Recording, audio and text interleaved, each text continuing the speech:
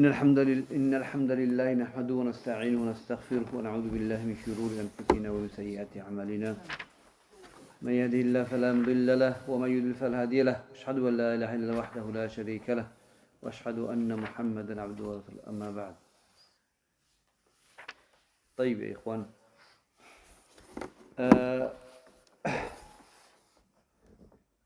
let's do Q&A quickly inshallah. طيب we're covering, which one we're covering now, akhi? What we're covering now? I'm not sure. You're not sure? What are we covering now? The main stuff we talked about is that how certain people worship the Prophet. No. I'm just general. Where we are now? What topic? What are we doing? هذا رسول الله صلى الله عليه وسلم. معرفة نبيكم محمد صلى الله عليه وسلم, which is the third. Who is your prophet? Asl, the third principle. What's the first principle? First principle. Ma'rifatullah. Ma'rifatullah. Second principle.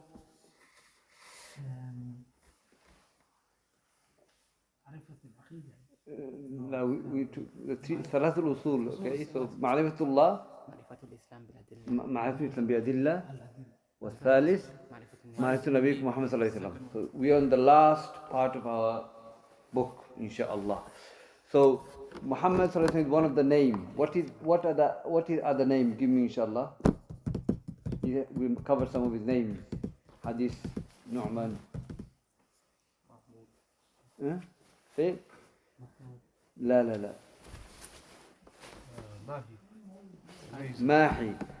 He's a Mahi. What does Mahi mean? Eraser, basically. For example, eraser of shirk and kufr. Allah erased shirk through Muhammad. He erased, the remover, removed, eliminate everything. Next name? Muhammad. You know that one? Ana Muhammad, Ana Ahmed, Ana Aqib. What's the Aqib mean? I actually forgot I forgot that one. Aqib? Sorry, the last prophet. Last prophet. ما معنى عاقب؟ هو اسمه عاقب. لا نبي بعدي.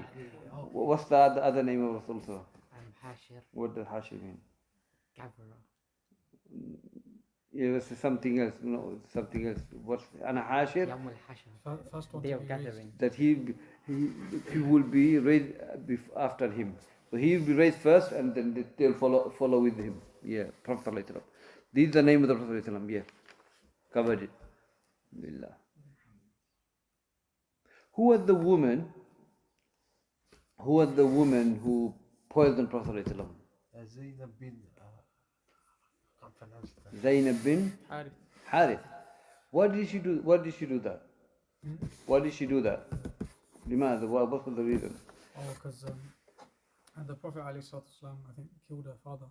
Oh, father or brother, something like that. Yeah, a Jew. Yeah. And then what happened? She asked the Sahaba what's the Prophet's favorite meat, so they told her he showed her meat. So she made some, and then she put a drip of poison inside it. So what was the cause of death of the Prophet? Some say it was that, but the prophets, they get chosen when they want to die. So you said Rafiul A'la when Aisha radiallahu anha asks. Yeah. So some of the opinions said the Prophet died because of the poison, because what happened was that before he died, he said to Prophet Aisha radiallahu anha that Yawmul Khaybar, when I was given poison to eat, when I ate poison on that day, I feel the pain now. They say he probably died because of the pain. Baqadar of Allah. And then another opinion, he was given choice and he wants to go Rafiqul A'la, the highest companionship here. So thus, and so is Prophet passed away or is he alive? Passed away. Give me one evidence. Rasulullah sallallahu alayhi wa sallam, he was on the chest of Aisha radiallahu anha. And Aisha radiallahu anha said that she would make dua for Rasulullah sallallahu alayhi wa sallam, Allah to grant him shifa. And then Rasulullah sallallahu alayhi wa sallam said, no, I want to go back to Rafiq al-A'la. Yeah. Also, any other evidences? I think it was Umar was very angry. People were saying the Prophet passed away. Then Abu Bakr, he came and then he said that Prophet passed and he said, "Man kana ya'budu Muhammad, Muhammad qad mat." Doesn't matter. Whoever worships Muhammad, no, Muhammad passed away. And then Allah is high, ever living, and he never died. So we have evidences the Prophet passed away. And another clear hadith, Aisha said, قَبَضَ اللَّهُ نَبِيَّهُ okay, بَيْنَ سِحْرِ وَنَحْرِ. The Prophet Allah has taken his Prophet away between my chest. When he died on Aisha's chest. وَدُفِنَ فِي بَيْتِي, and he's buried in my house. The word dafana, you know what dafana means? To bury somebody. So when you say Prophet is alive, he's buried. Alayhi salatu salam. طيب, we cover all this. طيب.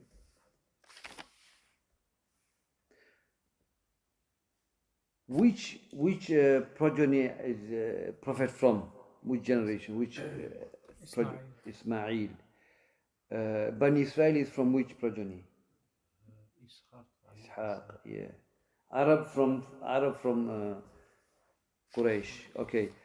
So can you give me the name of Prophet? Give me his name and the father's name and his name. I'm not making difficult, but only what is in there. Muhammad, son of Abdullah. His son of Abdullah. No, Abdullah, son of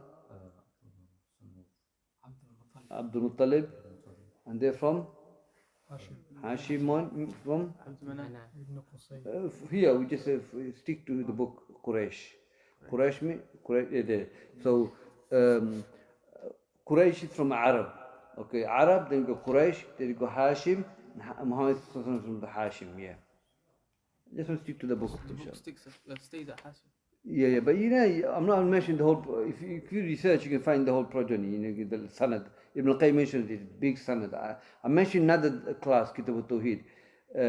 I didn't research on that one. So if you want, you can just Google it. You find it yourself. It's there.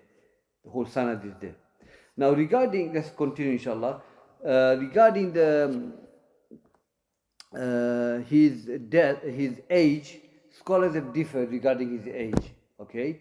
Regarding what is agreed upon is that he born in Rabi'ul Awwal, okay, Amul Fil, year of Fil, you know, the one that Abraha came to destroy the Kaaba. He born, there's no disagreement on that, he born on that year. Some say born 12, 13 Rabi'ul Awwal, you know, Shaykh al-Albani, some of the son of the week as well. So the historian, Ibn Kathir, others mentioned that, you know, he died, it could be 61 to 63 he died. 570 June he born, Rabiul Awwal, 12th of Rabiul Awwal, 570. He died 622, 23. So 61, 62, 63, that's when Rasulullah passed away. That's the age. So it's not like we have birth certificate. Prophet had, look at this birth certificate. There was nothing like that. So we historians, you know, Sirah, there's a lot of da'if hadith as well. So this approximately, that's the age Prophet he has passed away. There's sanad, the hadith of Anas radiallahu anhu that he was 13 years in Mecca and 10 years in Medina. Another nation said 10 years, 20 years, not 23 years. So you got khilaf on these athar. So we leave it to that. Approximately that's when he, but no khilaf that he became Prophet age of 40. Okay, age of 40. طيب. What's the difference between Rasul and Nabi? What is the Nabi? Nabi is that they carry on the message by their own new revelation. So they don't come with new revelation, new wahi, same law, but they're commanded to carry on the message. They commanded to do the tabligh. What is Rasul? Giving new wahi. And is commanded to the message. Now regarding this, Shaykh Saleh mentioned the other ulama that when it comes to difference between Nabi and Rasul, some say first category of group of people say there's no difference between Nabi and Rasul. That's very weak. Some says Nabi is a Rasul is a Nabi. Some of the opinions is this. But the third opinion is the one we are doing it now. Authentic Shaykh Muhammad Shanqiti, Shaykhul-Islam Muhammad had a book on Kitab al-Nubuwah. He mentioned all that. So these are different between Nabi and Rasul. He became Nabi with what? Nabi. Ya ayyuhal mudaththir. No. What do you mean He became Nabi with which surah? Ya ayyuhal mudaththir. No, Iqra. He became a Rasul with Ya ayyuhal. And he became Rasul with which surah? Ya ayyuhal mudaththir. Ya ayyuhal muddathir. Okay, tayyib. Okay, let's discuss about this surah inshallah. Now the ulama have discussed regarding. Have you started the class? Yeah, inshallah is recording anyway. So the class we start now inshallah. I have to mention, I have to ask you all these questions. Yeah, it's important that we know Prophet yeah. طيب. So the difference the difference between which surah was revealed, the ulama, Imam Suyuti mentioned in one of his book in Ulum al-Quran, he mentioned that that the first surah was revealed regarding as a complete surah was Surah Muddathir. Okay, the Muddathir was revealed one go, all of it. Okay, when it comes to that, that's the first surah was revealed, and the Iqra was revealed the first surah, first 5 verses. Okay, so Ibn Kathir, if you go to Tafasir, you'll find it that when Prophet was in the cave, and when he was, then Jibril grabbed him and said, "Iqra." فقال ما أنا بقاري. ردد مراran. So he repeated 3 times. Read. I can't read 3 times. Then he said, "اقرأ باسم ربك الذي خلق."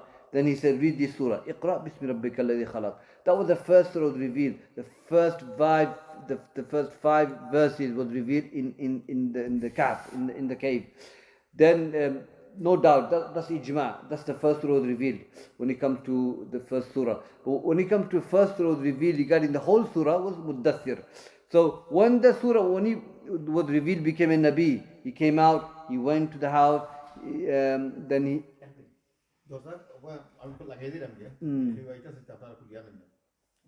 Okay.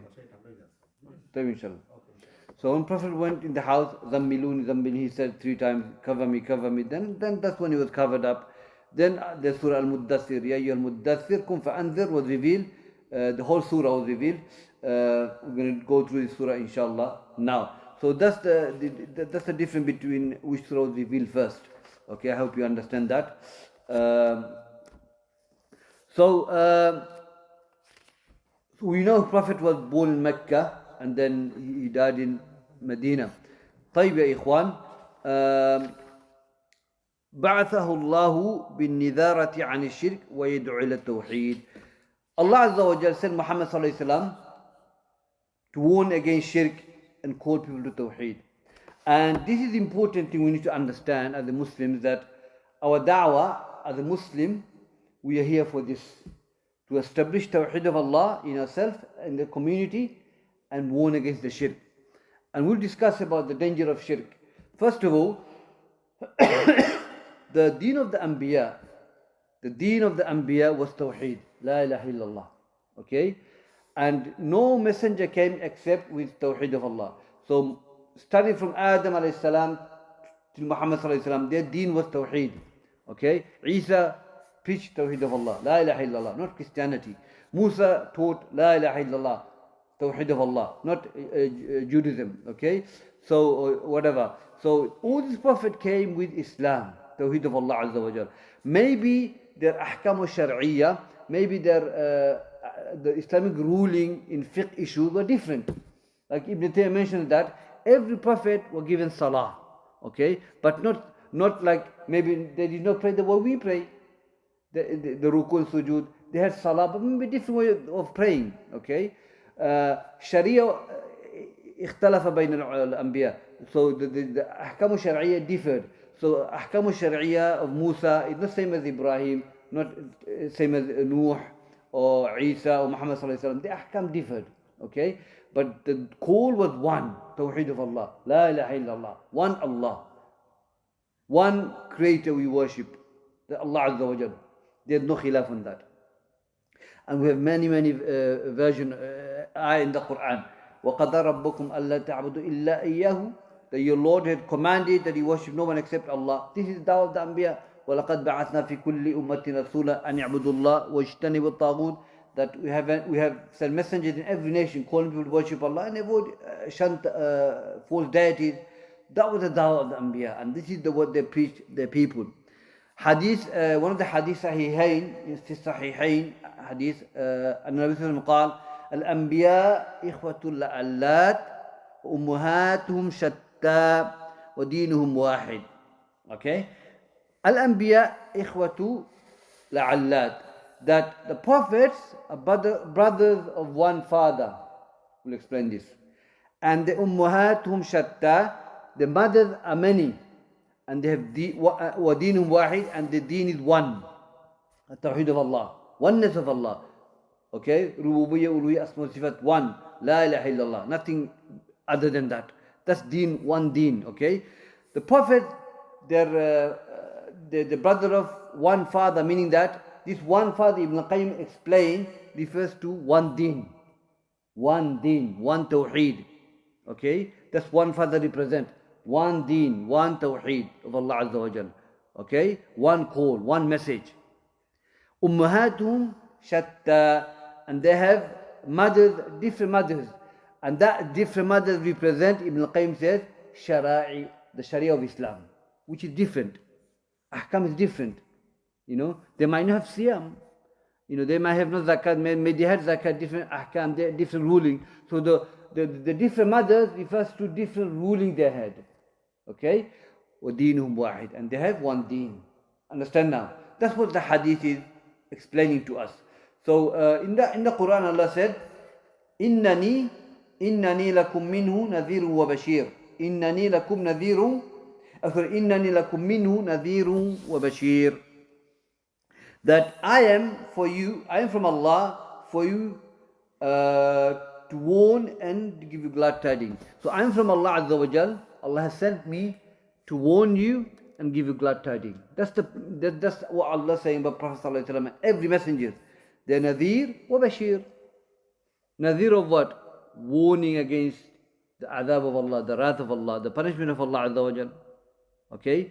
Bashir is the Yubashirun Nas. They give glad tidings of Jannah and the Rahmah of Allah, the reward of Allah Azza wa Jal. So they had to tell the people these two things. The wrath of Allah, the punishment of Allah that's going to come.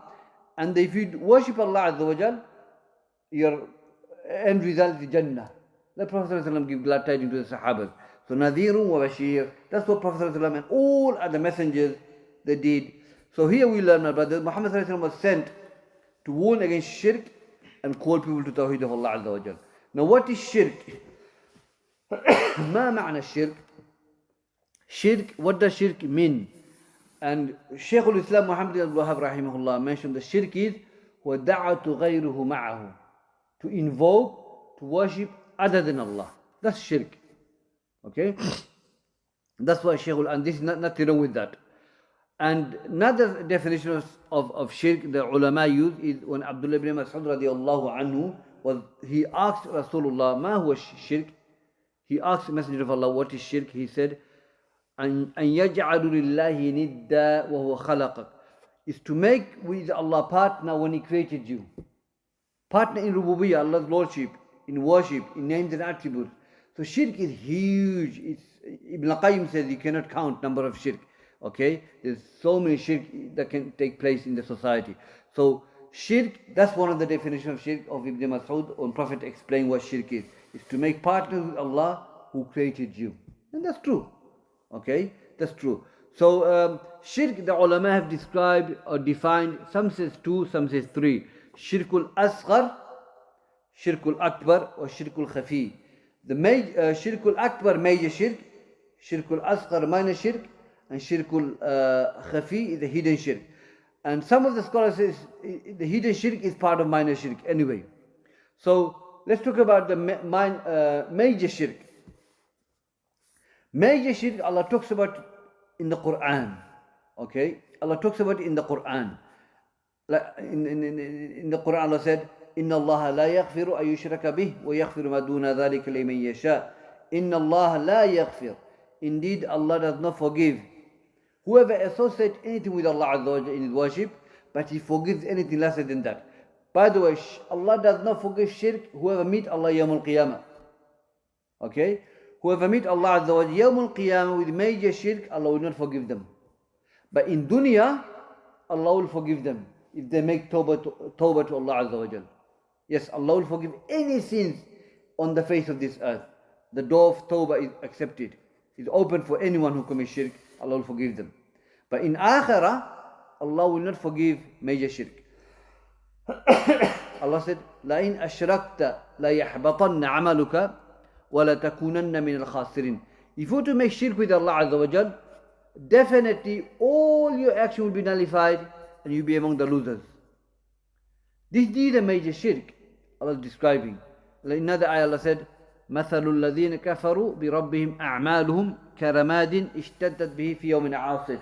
Allah said, Allah said that He's giving a likeness, مثل الذين كفروا, the likeness of those who disbelieve with the Lord in regarding their action is like when a wind comes and blows the sand away. Wind comes and blows the sand away. The shirk does the same thing. The shirk will nullify all your actions. Okay? You blow all your action away the way the wind blows the dust away.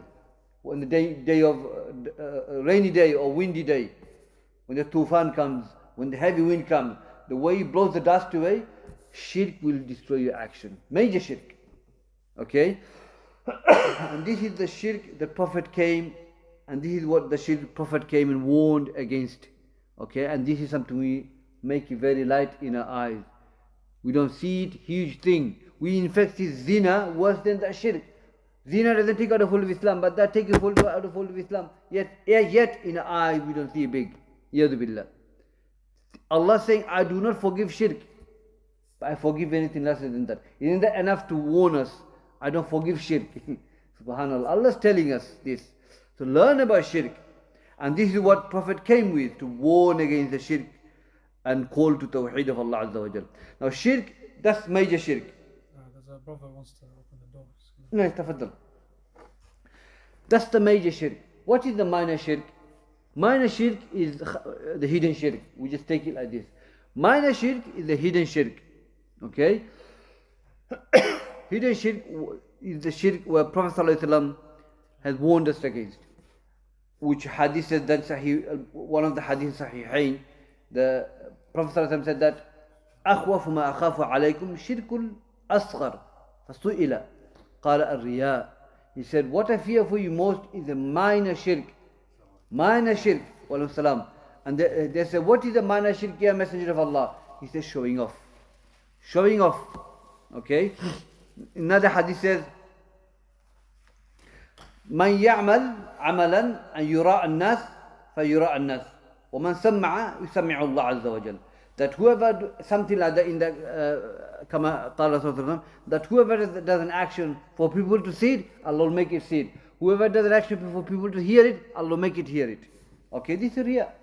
This is riya, a'yadu billah. We ask Allah to protect us from that.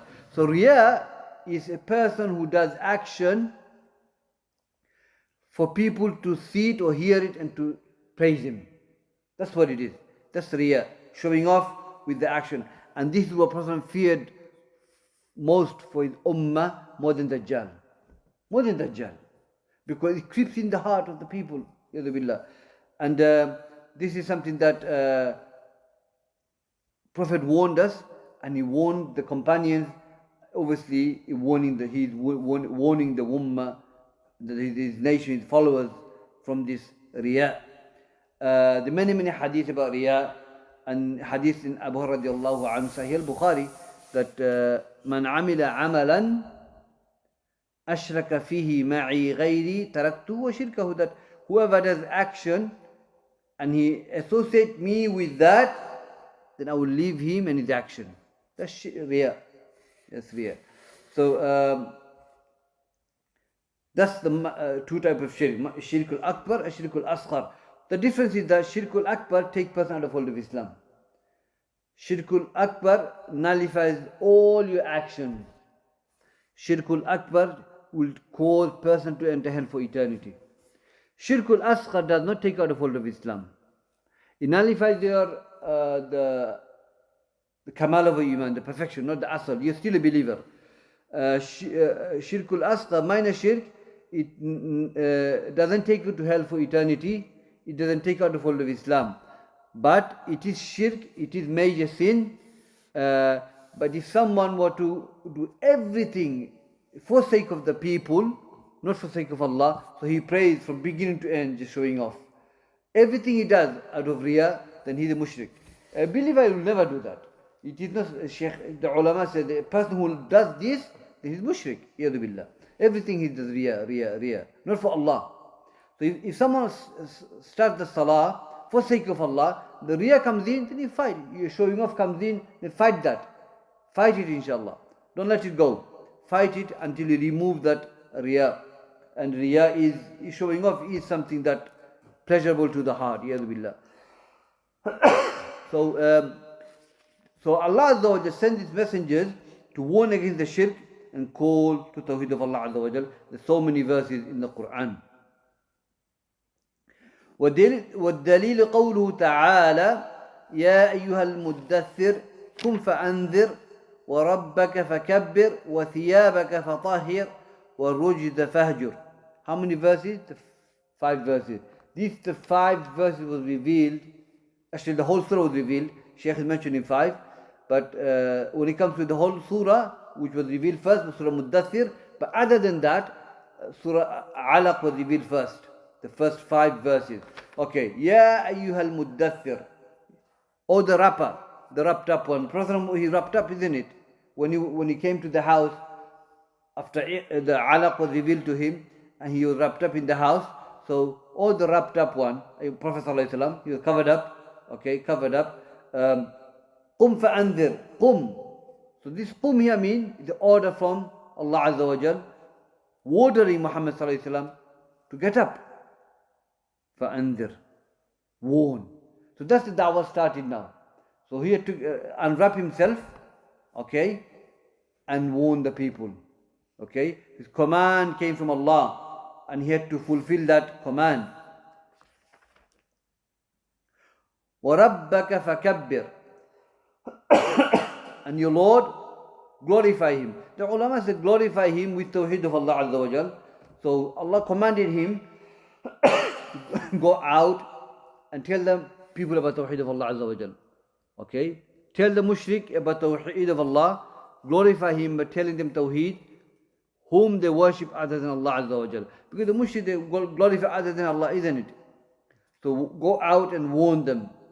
Ya Muhammad, go out. That was da'wah. He started going out and conveying the message openly. وَثِيَابَكَ فَطَهِّرْ. And your thiyab, purified. Now thiyab, here refers, Imam Sa'adi mentions it very nicely, mashallah. He says, يحتمل ثياب, possibility means is that thiyab means the libas, which means to purify your thiyab, your libas, for the salah. Okay? Some thiyab means the badan, the body.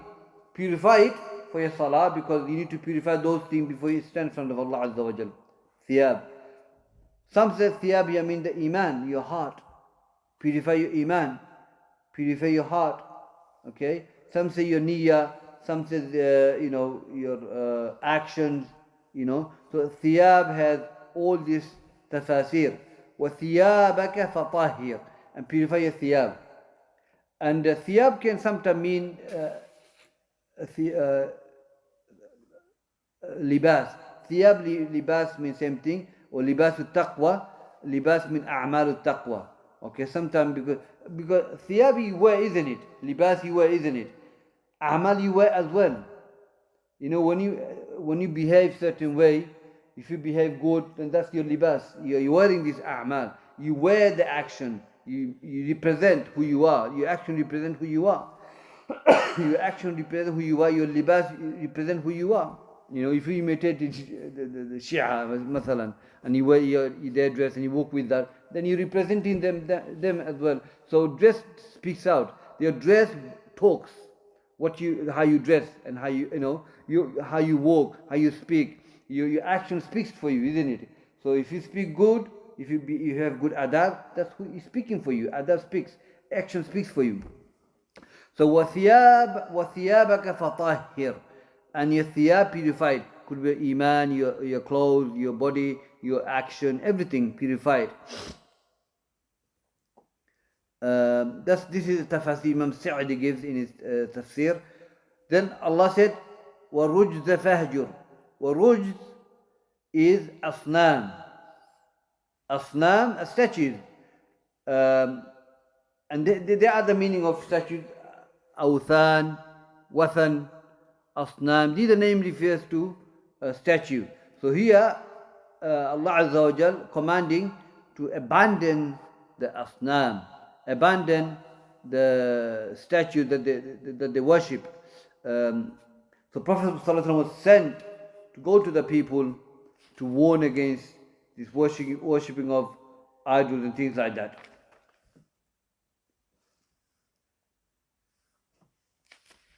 So that was the ayah that was revealed to Prophet ﷺ to warn the people against shirk and call to Tawheed of Allah Azza wa Jal. Now, one of the important things is that as a Muslim, that when we follow Tawheed, we have to follow Tawheed and we have to be free from shirk and the people of the shirk. Okay? Like Ibrahim alayhi salam, Allah describes him in the Quran that قد كانت لكم أسوة حسنة في إبراهيم والذين معه إذ قالوا لقوم إنا براء منكم ومما تعبدون من دون الله. Indeed, you have a beautiful example in Ibrahim alayhi salam and those who are with him. At the time, remember when he said to his people, I'm free from what you worship. I'm free from you and what you worship other than Allah Azza wa Jal. Now we have to free ourselves. As much as we worship Allah in oneness, we have to free ourselves, bari, okay, to be mutabarri, to be bari from shirk and people of shirk. Part of Tawheed of Allah Azza wa Jal. We cannot worship Allah alone and not be free from it. What I mean free is that we don't believe in shirk. We don't believe in the people of shirk. We don't accept that part of our deen. Okay, shirk and tawheed never goes together.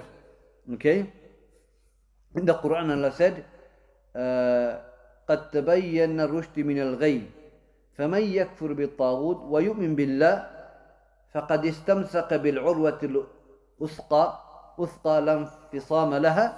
Allah said that there's no compulsion upon your deen, and the guidance and misguidance has been made it clear for us. Okay. Whoever disbelieves in Taghut and believes in Allah, then he has strong rope. It will not leave him. So believing in Taghut and believing in Allah is part of our deen. Okay. Now Ibrahim alayhi salam clearly showed this in his lifetime. He freed himself from the people, okay, and he freed himself from the shirk, act of shirk and the people of the shirk. He gave them the da'wah, okay. So we live in this society. We can do same thing. We work. We go to school. We do not follow their celebration. We do not worship what they worship. We don't have to openly say to their face, but we can treat them good, mu'amalat, but give them da'wah, okay, but other than that, we do not celebrate what they celebrate, Christmas and things like that, Halloween, we don't follow this, we don't know part of our deen. But yes, we treat them good, but we don't take up their aqidah, we don't take up the celebration, we don't take up their methodology in our life and try imitating that. La, we don't do that. So this is the way we show being free from them. Because, ikhwan, we live in this country, we have to be, as long as we are here, we have to be a good example for them. We're going to work. So we have to be clever and smart. It doesn't necessarily have to mean that I hate you and I don't follow your way, I don't follow your belief. And you don't have to be like that straight. No. You show it in your action. At the same time, you treat them good. Not because you love their belief, for sake of da'wah. Because in the Quran, Allah tells us that as long as they're good, you show goodness to them. And practically, that's what it is. Practically, you can't be harsh like that.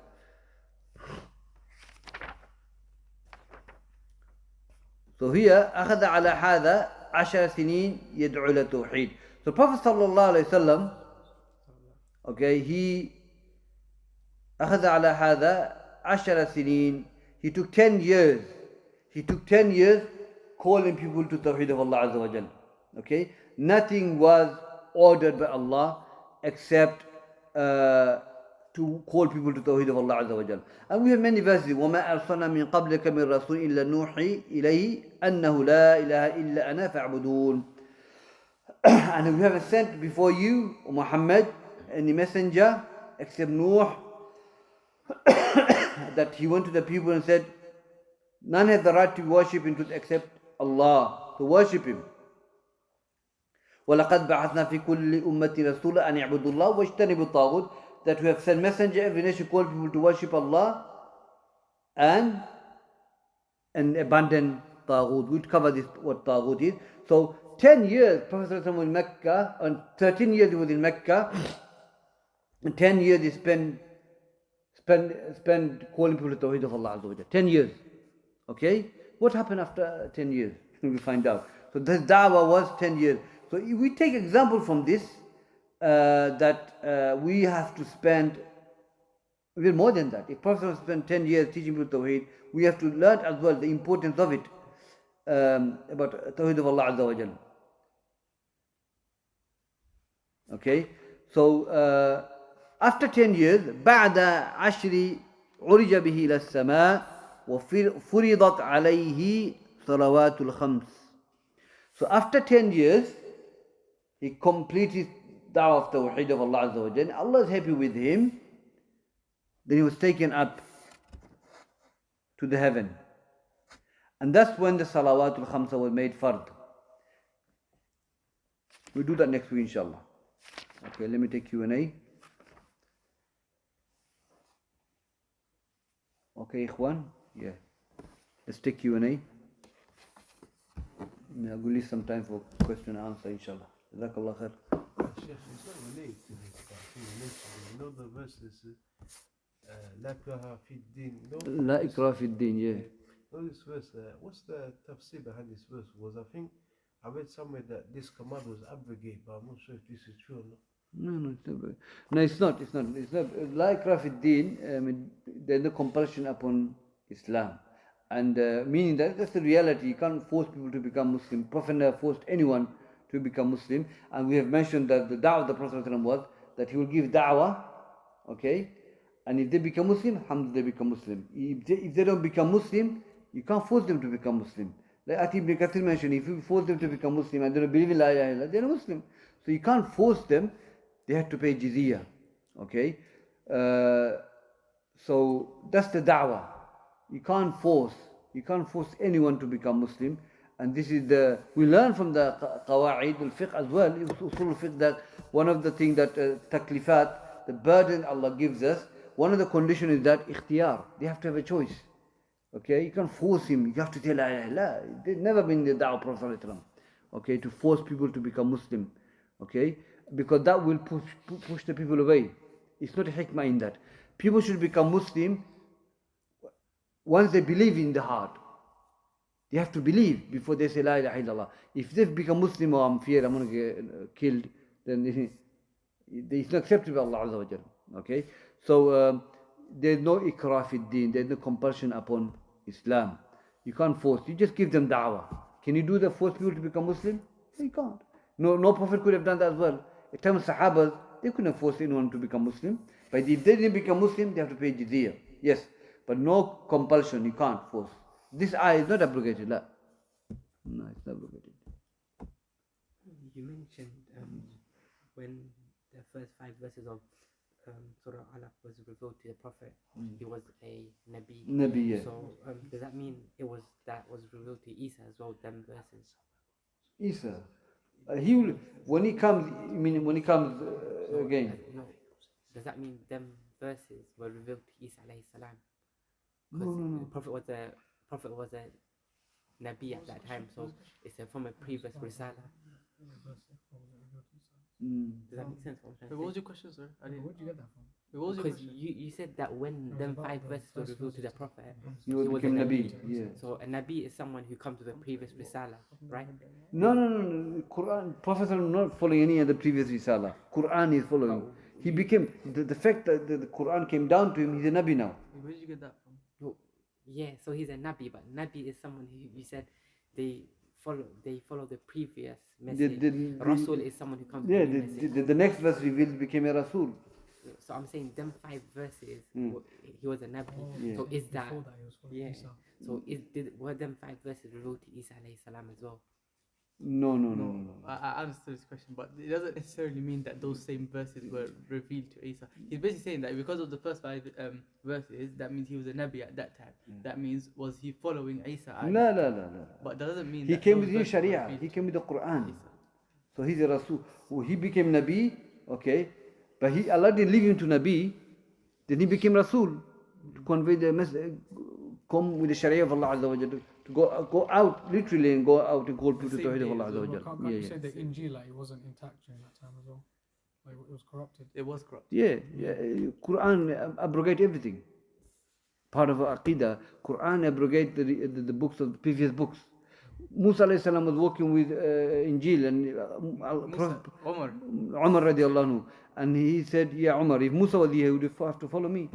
So every books are abrogated by the Quran. So I know what you mean by la, because he became Rasul straight away. So none of the verses in the Quran are from the previous. La.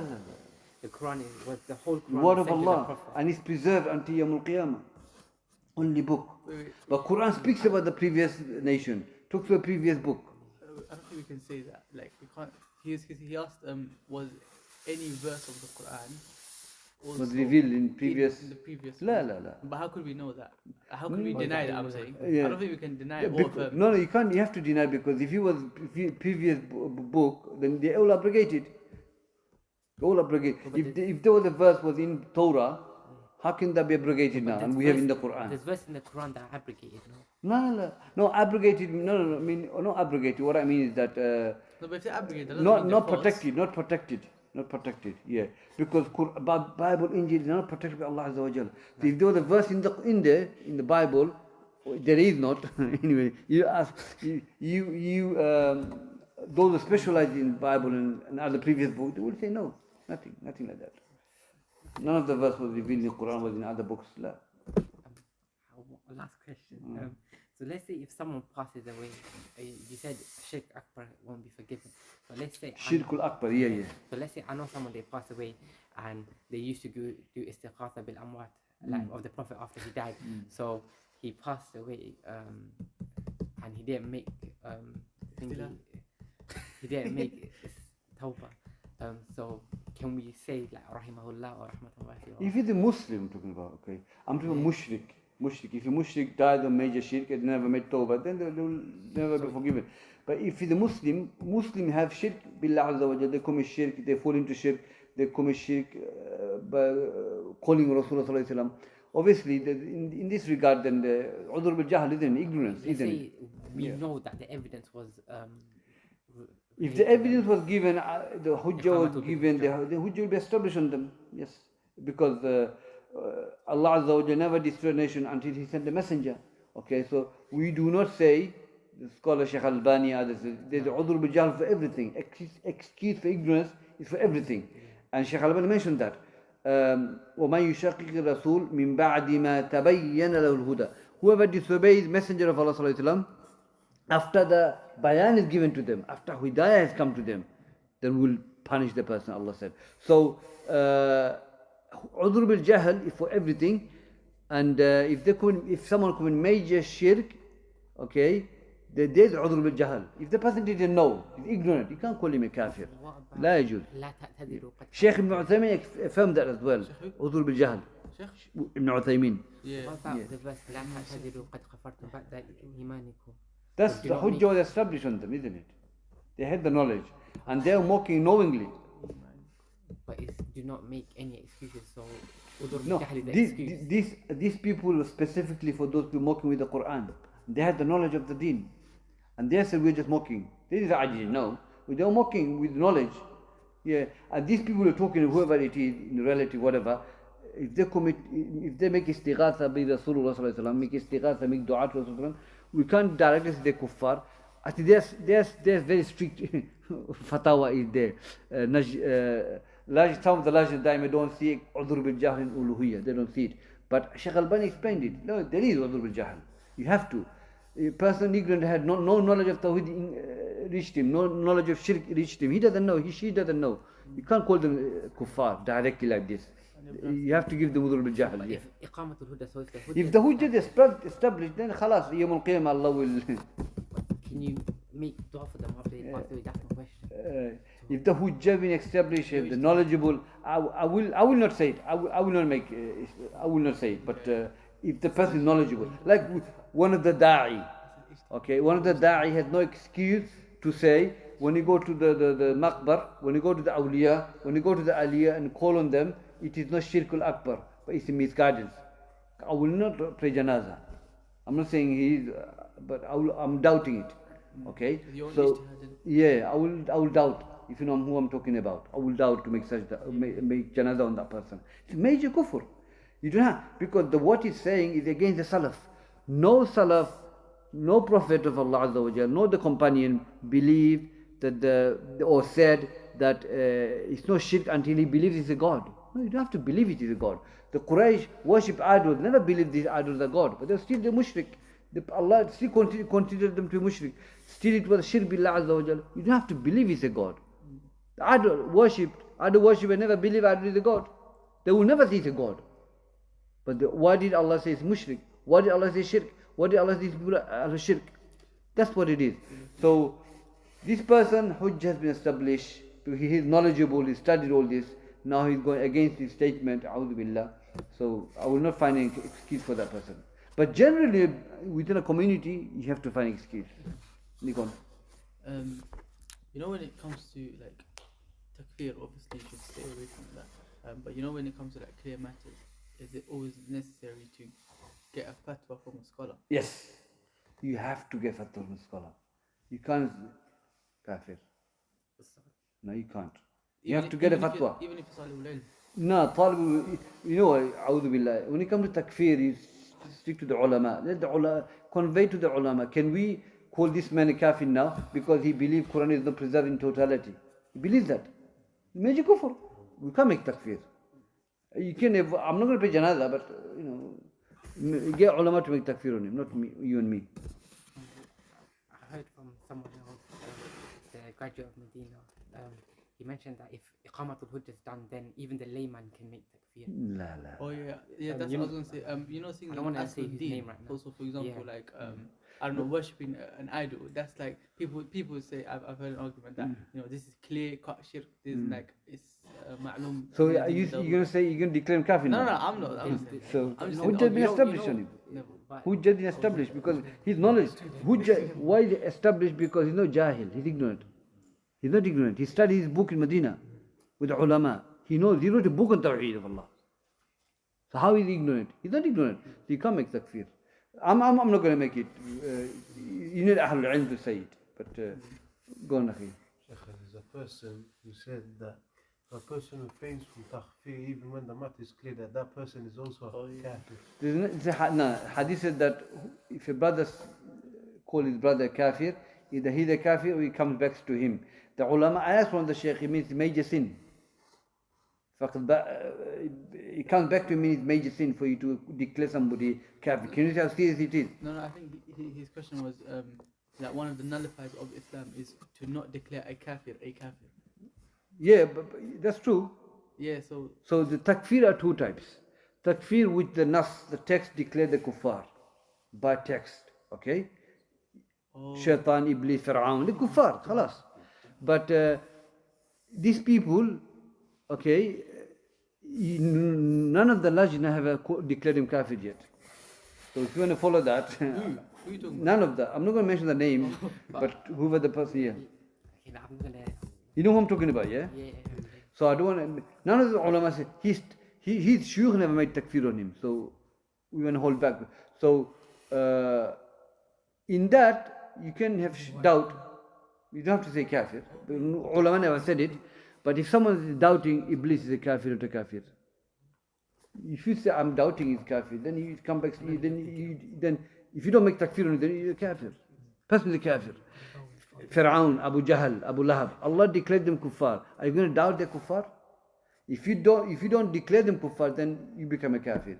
That's clear cut, no doubt. But this person still prays, but we can't. It's not clear cut. Do you understand now? That's what it is. Is it major kufr to curse Sahaba? Is a major kufr to curse Sahaba. Yeah, it is. Abdullah bin Sufyan ibn Uyayna, rahimahullah, one of the great Imam, he said, Man sabba Sahaba fa'alam annahu min zindiq. That whoever cursed the companion, follow that, whoever cursed the companion, okay, he's zindiq, he's a kafir. And Prophet said, لا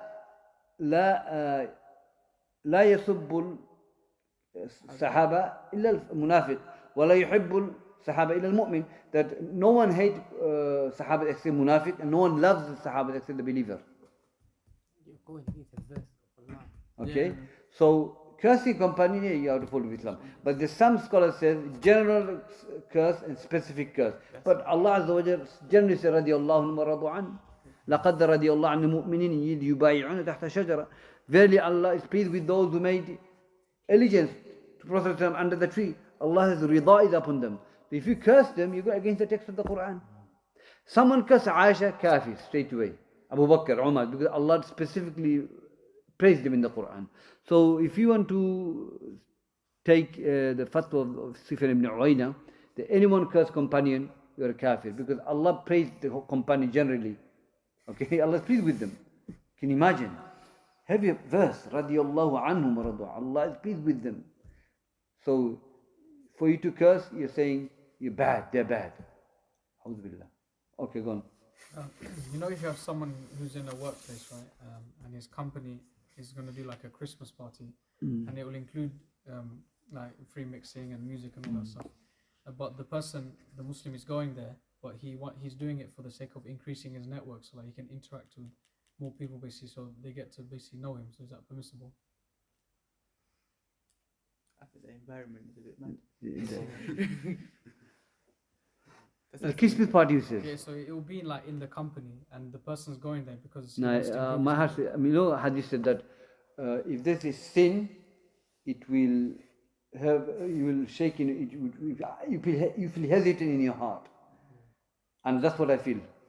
Yeah, that's what I feel. No, you shouldn't. Because this is music and all that. You don't go. You compromise your deen now.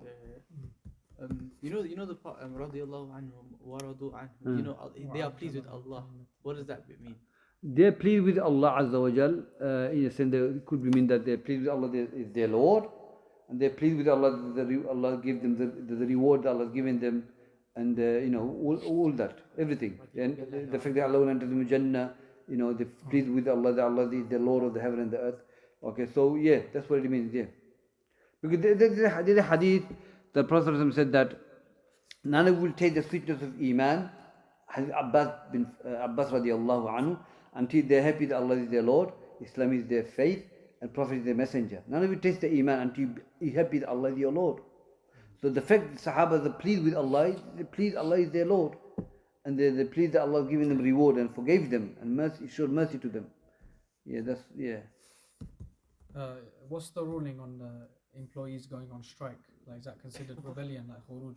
Because obviously we know the ulama say that's the khuruj. I mean, Since when was the employer the Muslim ulama? No, I'm saying like you know how like recently you have doctors and stuff, they stop working. Exactly. But that's the khuruj, though. Revolting. You're making your voice. We want our wages to go up. You're pressing us. You took your wages down. Increase the wages. If you want to increase the hours of work. It's not a revolt. There's no mafsada in that. You just clearly go out and you're showing it. That's it. Is there any bloodshed? Is there any? Nothing. Like people have to, like the patients, they have to wait longer and things like that, and it might affect their health. That's up to the government, isn't it? If they want to go, I know. I mean, the doctors they come out and the patient in the hospital, and they shouldn't. They should assess everything and go out. But the teachers do strike, doctors and nurses, they do it for the maslahah, the benefit. We want look, wages are going down, we're working longer hours, we're not going to remain silent. We want to give us the wages. They got money to give, they're not giving it. That's not revolt, no. I'm not revolting against the government because I don't like you. La. I want the money. Give me money. I'm working 55 hours a week and you're not giving me the right money. Increase the wages. That's not a revolt, no. There's a person that doesn't pray salah and he dies. Even before he died, that he was told about the obligation of salah, but yet he didn't pray salah. But it's not known whether he was majnoon or not. Like none of these will know. Would we pray Salatul Janazah for that person? But like, if you're born in a Muslim family, with their hadith which says that Allah will say Yawm al-Qiyamah, by my honor and my izzah, my power, take the people out from the hell for never done good deed. Hadith of the Bitaqa, man will come to Allah Yawm al-Qiyamah with no good deed, he's still forgiven, Allah will take him to Jannah. So when it comes to leaving the Salah, leaving Salah is major sin, no doubt. Worse than zina, worse than murder, worse than gambling, worse than all this, worse than all that. But it's a major sin, yes. But the group of scholars will say, no, he's still a Muslim. Okay, there are hadith for that. And the group of scholars will say, no, a person leave one salah is kafir. But this understanding is wrong because if he pays one and off, he's still a Muslim. But hadith says man will come to Allah with no good deed, Allah will forgive him. What would you say about that? So, yeah, if he's a Muslim household and he's born in a Muslim family, he believes in Allah in the last day, he must have prayed once a week or something, Jum'ah, whatever. He fasted month of Ramadan, he prayed Taraweeh. He's still a Muslim. He's praying Janazah, yeah, but he died upon fisq, fasiq, a sinner. But he still prays Janazah, yeah. Because the hadith, Ubadah bin Samit radiallahu anhu, that Shaykh al-Albani brings this. Shaykh al-Albani will not declare this person as kafir. Okay, unless it's no wajib on me, then it's kafir. But hadith said that whoever Allah has made 5 khamsa salawat wajib upon everyone. Whoever prays will have evidence and will have light Yawm al-Qiyamah.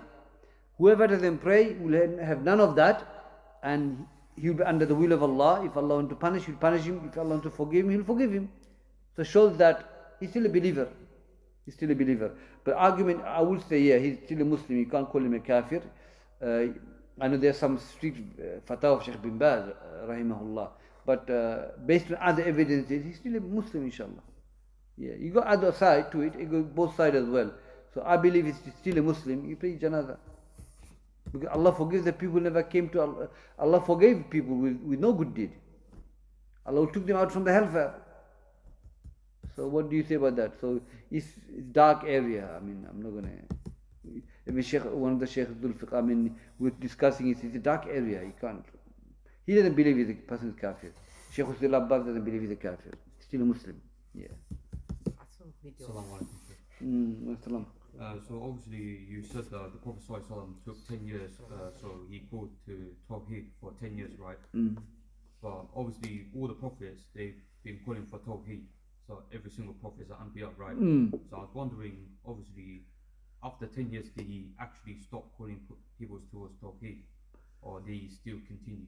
I mean, Tawheed, he called people to Allah, that he is the one who deserves the worship, Rububiyyah, Uluhiyyah. 10 years he spent. But it doesn't mean he stopped, but because after 10 years, he went, Allah took him up, the Salah became wajib. Because there are other ahkam they need to learn, Siyam and Zakat and everything. In Mecca, 3 years they prayed Salah, 2 rak'ah, every Salah, 2 rak'ah. The one, hadith of Aisha. When he went to Medina, 2 more rak'ah was added. So Fajr remained Fajr, Dhuhr, Asr, 2 was added. Isha was added. And Maghrib remained 3 rak'ah.